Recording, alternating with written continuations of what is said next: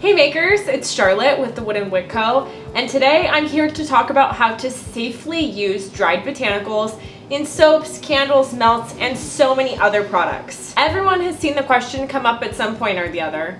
Is it safe to use dried botanicals in candles? No, don't do it. Coffee beans and dried botanicals, as well as anything that's flammable, should never be put into a candle for fire safety.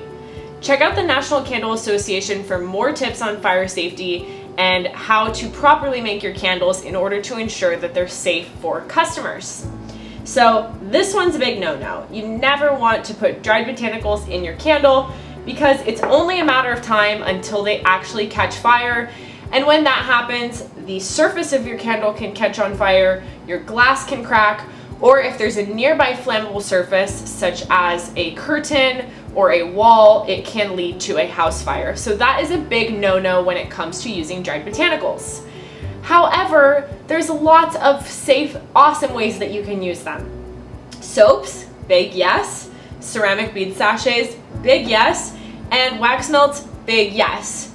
You can also use them in sprays and any other products that don't actually require being lit on fire like a candle. So pretty simple, you guys, there you have it. You can use dried botanicals and other elements in so many different products like these shown here, as well as many others. Just never use them in a setting like a candle where there is a flame involved. Thanks so much for watching, and be sure to subscribe to our channel to stay in the know on all the latest makers tips and tricks. Happy making!